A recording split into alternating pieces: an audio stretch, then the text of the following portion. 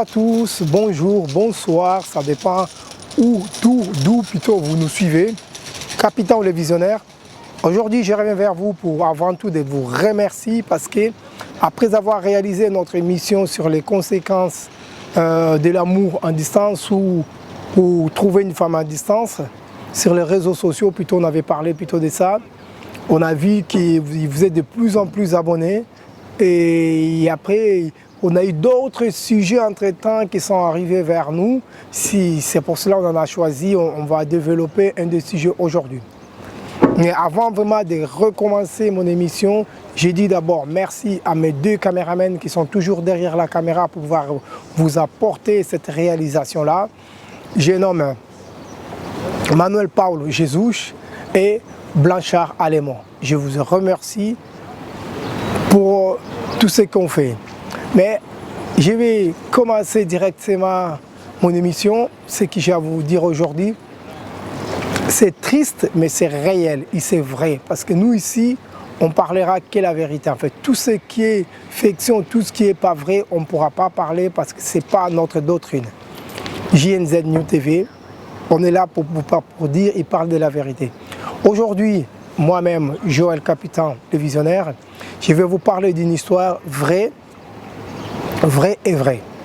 Aujourd'hui, je vais vous parler d'histoire d'un homme, un garçon, comme vous et moi.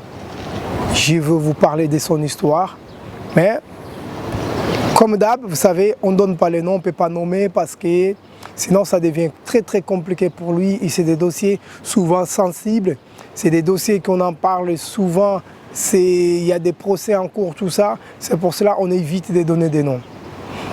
Il nous a contacté, il m'a appelé, comme vous voyez les numéros il est dessus. Il m'a dit, les visionnaires, j'aimerais bien qu'il vous parle de mon histoire aussi parce que pour pouvoir alerter les autres, pouvoir parler aux gens qui risquent de vivre ça, comme ça va les éviter de vivre cette chose-là. Aujourd'hui, je vais vous parler de quelqu'un. Il a trouvé une femme. Ça puis sa femme, il a trouvé une femme, point barre, on ne va pas aller plus loin. Ce qui s'était dit, il s'est marié, il a fait tout ce qu'il faut. Mais moi, à mon avis, il a fait une grosse erreur dans sa vie qu'il ne devait pas faire. Ça s'engage que moi, c'est mon avis à moi. Il a dit à la femme, j'aimerais pas que tu travailles en fait. Parce que moi, je ne vois pas ma femme travailler. Je ne vois pas ma femme travailler. Et du coup, en fait, la femme, elle n'était pas trop d'accord. Il dit non, moi, c'est pas normal. Moi, je dois travailler aussi. J'ai travaillé déjà. C'est pas parce que je suis avec toi que je dois m'arrêter à travailler. Il a dit, t'inquiète pas, moi, je gagne très bien ma vie. J'ai pas besoin que tu travailles. Tout ce que tu vas vouloir, je vais t'en donner. La femme, elle fait comprendre, non, mais tout ce que tu dis, c'est pas bon en fait. C'est pas bon pour nous. Parce que même demain, si on a des enfants, on va avoir des difficultés. On ne peut pas se contenter d'un seul salaire. Il faut minimum avoir 2 salaires. Parce qu'avec 2 salaires, vous savez, il y a toujours des imprévus dans la vie, on pourra s'en sortir mieux. Tellement la femme, elle a parlé, elle a convaincu le mec qu'elle pouvait travailler. Mais en fait, la femme, je pense que dans sa tête, il n'y avait pas. Mais c'est lui-même qui me raconte ça en fait. C'est lui qui me raconte son histoire en fait. En fait, sa femme, il a dit tout ça, mais lui, dans sa tête, il avait réservé quelque chose que sa femme, il ne savait pas. Il a dit, ok, vu que tu veux vraiment travailler, et vu que tu me dis des enfants, des salaires, tout ça, c'est qu'on va faire. Moi, je vais écrire à main levée une attestation sur honneur en disant que, vu qu'aujourd'hui tu es ma femme, que je m'engage à te supporter jusqu'à la mort. Jusqu'à la mort. La femme, elle a dit, mais c'est pas bon, il ne faut pas faire ça, c'est parce que c'est pas bon. Ben, le mec, vu qu'il était borné sur son histoire, il voulait vraiment faire, en fait son but c'était de faire ces documents-là. Sa femme, il pose la question, mais tout ça, c'est une histoire de jalousie ou c'est normal vraiment ce que tu veux faire? Il dit à sa femme, non, moi j'avais dit dans ma vie Les jours que j'aurai une femme, ma femme ne travaillera pas parce que je gagne assez ma vie pour qu'une femme, que ma femme puisse travailler. Bon, la femme, elle a dit, ok, bon, si tu veux vraiment comme ça, moi, je ne suis pas dans cette option, mais vu que je t'aime, je ne peux pas faire autrement parce que je n'ai pas envie qu'on ait des problèmes à la maison à cause de cette chose-là. Mais j'espère qu'un jour, on n'aura pas de problèmes à cause de ça. Il dit, ok, bref, ils font le courrier, les mecs, ils font l'attestation secondaire, il met le nom de sa femme, lié naissance, numéro de carte d'identité, il met tout, la totale. Dès qu'il met la totale, c'est lui-même qui part chez les notaires, va le faire reconnaître. Il prend l'original, un document il donne au notaire, et lui il garde un, l'autre il donne à la femme. Alors, je ne sais pas qui avait l'original, je pense que c'est plutôt le notaire. Bon, ils ont commencé à vivre et tout ça, la femme elle était toujours à la maison et tout. Ben, vous savez, c'était une femme à la maison et tout. Ils n'ont même pas eu d'enfants, bon, parce que les mecs ils avaient des problèmes d'affaires d'enfants et tout ça. Bon.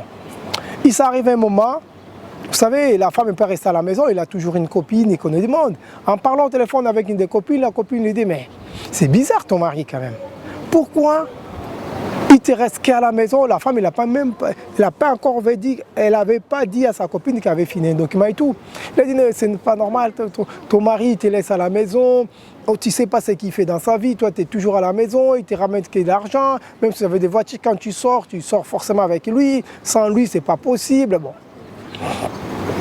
Et du coup, qu'est-ce que la meuf fait? Il a dit, ok, lui, comme il commence avec des histoires, moi j'ai essayé de les piéger pour voir si vraiment, peut-être qu'il est une autre femme, c'est pour ça qu'il aime bien, il n'aime pas que je travaille. En fait, c'était tout simplement la jalousie en fait. Et après, le mec, il n'avait rien, il n'avait même pas de maîtresse, il n'avait rien. La femme, il vient, et la femme, il lui dit, bon ben ça va. Moi, je ne peux plus rester à la maison, j'ai pris la décision de commencer à travailler. Le mec, il dit non, tu ne peux pas travailler. On a signé un document que tu ne pouvais pas travailler, c'est moi qui m'engage de toi. Tout ce que tu veux, je le fais. Ça fait 6 ans qu'on est ensemble, tu n'as jamais rien manqué, je t'apporte toujours tout. La femme me dit, mais tu trouves, moi je trouve que il faut que je commence vraiment à travailler. Vu qu'elle avait déjà discuté avec sa copine, elle a dit non, moi c'est fini, je vais travailler. Maintenant, bon, le mec il dit non, l'autre non, ça passe une semaine, 2 semaines, ça passe un mois. Vu qu'elle avait la colère sur elle, lui aussi, limite, il ne parle plus à la maison, c'était tu rentres, tu sors. Et qu'est-ce que ça arrive? Ben, ils habitaient dans une maison en fait. Vous avez les chambres en haut, en bas c'est salon et cuisine. En descendant les escaliers, la femme, elle tombe. Bah, mince. Quand elle tombe, et du coup, elle s'est fait mal à la jambe. Quand elle s'est fait mal à la jambe, les pompiers ils viennent, ils l'embarquent à l'hôpital et tout. D'un coup, la femme, elle a perdu la jambe. La jambe, il s'est paralysé, on ne sait pas comment. Elle a perdu la jambe. Ça dit sa jambe, il y a un problème sur la jambe. Et du coup, quand elle revient, avant même de sortir à la maison, de l'hôpital, elle dit au mec, moi je ne veux plus de toi, ça s'arrête là, tout c'est fini. Bon.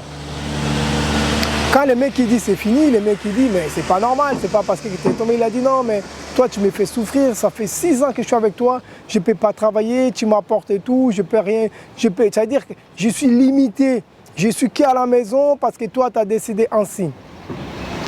Et c'est pour cela, moi, à partir d'aujourd'hui, je ne veux plus, ça s'arrête là. Bon, quand le mec il a entendu ça s'arrête là, le mec il a dit non, ça ne peut pas s'arrêter comme ça, c'est moi qui s'occupe de toi et tout. Il a dit non, non, moi je vais apporter le truc en justice. Quand la meuf l'a dit en justice, le mec il a dit mais fais ce que tu veux. Le problème c'est que lui, il avait oublié, il avait complètement oublié qu'il avait fait quelque chose qu'il n'aurait pas dû faire, dans le sens que déjà, il n'aurait pas dû interdire à la femme de ne pas travailler, 1. Et 2, il n'avait pas à faire l'attestation sur honneur qu'il avait fait. C'est-à-dire, c'est l'attestation d'honneur, je vous représente, c'est-à-dire qu'il a mis son doigt à couper, comme vous voyez les doigts qui est derrière là. C'est un gros doigt, vous voyez? C'est un gros doigt qu'on a derrière là. En gros, au lieu de mettre la main, il a mis juste les doigts. Vous savez, quand la main est coupée, on s'adapte.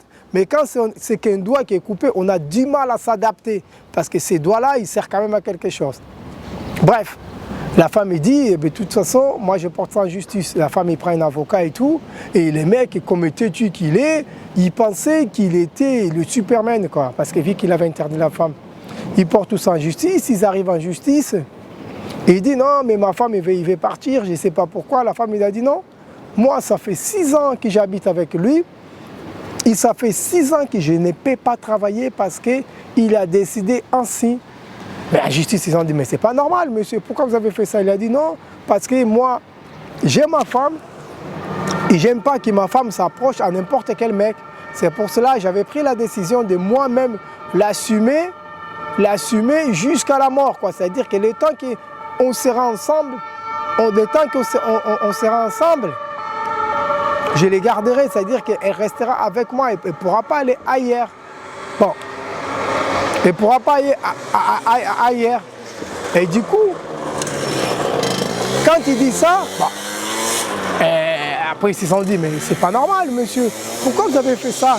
Parce qu'aujourd'hui, votre femme, elle est devenue handicapée. Elle est handicapée parce que la jambe, ça ne fonctionne plus. Elle est handicapée. Limite, elle est déjà déclarée comme handicapée à vie. En plus, elle n'a jamais travaillé. On sait que c'est handicapé, elle aura quand même quelques droits, mais elle n'a pas cotisé parce que vous n'avez pas voulu qu'il travaille vraiment. C'est-à-dire qu'elle a travaillé un peu, mais après, elle a arrêté une fois qu'il s'est mis avec vous. Maintenant, elle est handicapée. Elle est handicapée plutôt. Maintenant, qu'est-ce qu'on fait? Le mec, il dit non, mais maintenant qu'il est avec moi, limite, elle fait sa vie, quoi. Elle ne veut plus de moi, moi, je ne peux plus l'assumer. Elle fait sa vie. Comme je vous disais, il y a certaines choses qu'on fait quand on est amoureux de quelqu'un, qu'on oublie que tout ce qu'on fait, ça peut revenir vers nous. La femme, il dit non, lui aujourd'hui, il ne veut plus m'assumer parce que je suis devenu handicapé. Mais le problème, c'est que lui, il m'avait fait signer un document en disant que qu'il pleuve, qu'il neige, jusqu'à ma mort, il allait m'assumer. Les documents, les voilà. Ah, alors là, ça a changé la donne. Les mecs, il a voulu commencer à parler de gauche à droite, mais le juge, il a dit, mais monsieur, c'est votre écriture ou pas? Oui, c'est moi. C'est votre signature? Oui, c'est moi. Mais monsieur, je suis désolé, je vous annonce que cette femme-là, vous allez travailler toute votre vie, et vous allez devoir commencer à partager votre salaire avec cette femme-là, parce que si elle est là aujourd'hui, c'est parce que c'est vous que vous avez voulu qu'elle soit comme ça. C'est pour cela que vous allez devoir assumer vos responsabilités et assumer tout ce que vous avez écrit. Bon, le mec, il n'avait plus de choix. En gros, c'est oui. Mais les problèmes que ça arrivait, une autre chose, vu que le mec, il travaillait, lui aussi, il s'est fait mal au travail. Lui aussi, il est devenu handicapé. C'est-à-dire, ils étaient maintenant les deux handicapés. Maintenant, qu'est-ce qu'on fait? C'est-à-dire qu'il n'a plus l'entrée d'argent comme ça rentrait avant, ça ne rentre plus pareil. Maintenant, qui paye qui? L'argent, il vient d'où? Mais le problème, c'est que, comme lui, il avait signé un document, son salaire d'handicap, quand le salaire s'arrive, je vais vous donner par exemple, si ça arrive 1000 €, c'est-à-dire qu'il partage la poire en deux. C'est-à-dire lui, il garde 500, la femme, elle garde 500. Parce que vu qu'il avait signé un document, et jusqu'aujourd'hui, les mecs, ils vivent comme ça avec cette femme-là. C'est-à-dire qu'ils donnent l'argent à une femme, ils n'ont même pas eu d'enfant, pour vous dire, et ils payent, bon, la femme elle est handicapée, a priori, bon, quand la personne m'a appelé, il m'a dit non, maintenant il fait déjà sa vie avec une autre personne, elle est handicapée, c'est-à-dire que bon, elle peut travailler, mais elle ne peut pas rester trop longtemps debout, mais vu qu'elle avait perdu ça avec cette goût-là, je peux dire comme ça, du travail, elle a un peu du mal à se prendre, en gros, jusqu'aujourd'hui, elle ne travaille pas. Mais cette personne-là, il continue à payer tous les mois, il y a limite la moitié de son salaire qui va à cette femme-là. Mon conseil, c'est souvent. Parce qu'il m'a dit, Capitaine le visionnaire, essaye de parler aux gens, de faire attention. Mon conseil, c'est souvent. On a tous des femmes. Aujourd'hui, on vit avec nos femmes. C'est-à-dire que n'essayez pas de dire à nos femmes, ne travaillent pas. N'essayez pas d'aller au-delà, vous voyez? Parce que quand on va au-delà, demain, c'est un problème, on ne va pas pouvoir reculer. Parce que lui, il a du mal à reculer, il ne peut plus reculer, il a déjà avancé, ça reste comme ça. C'est mon conseil. C'est pour cela, mon conseil, vous êtes à la maison, laissez votre femme travailler. Ne soyez pas aussi jaloux jusqu'à ce point-là, parce que la jalousie, c'est rien du tout.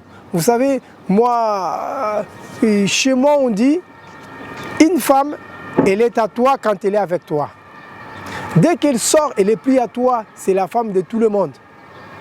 C'est-à-dire que, parce qu'une femme, quand elle est à la maison, elle est avec toi, toi tu la vois, elle est là. Mais si elle part faire des courses, tu n'es plus là, tu ne sais pas qu'est-ce qu'elle peut faire sur le chemin. Si tu dis, je fais encore des courses, chérie, je vais arriver un peu plus tard. En plus, vous savez, les périodes qu'on est, les périodes de maladie, là, on fait la quai pour aller acheter n'importe quelle chose qu'on veut acheter.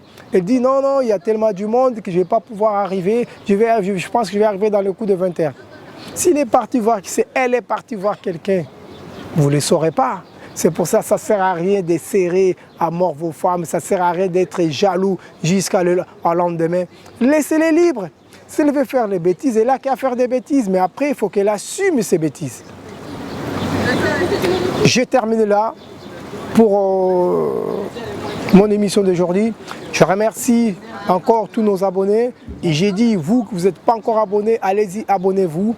Et n'oubliez pas, si vous avez des histoires, vous avez quelque chose à raconter qui vous-même, vous ne pouvez pas le faire, nous, on est là pour vous aider à parler de ça. Comme ça, ça va réveiller ceux qui sont en train de faire des bêtises ou ceux qui sont en difficulté.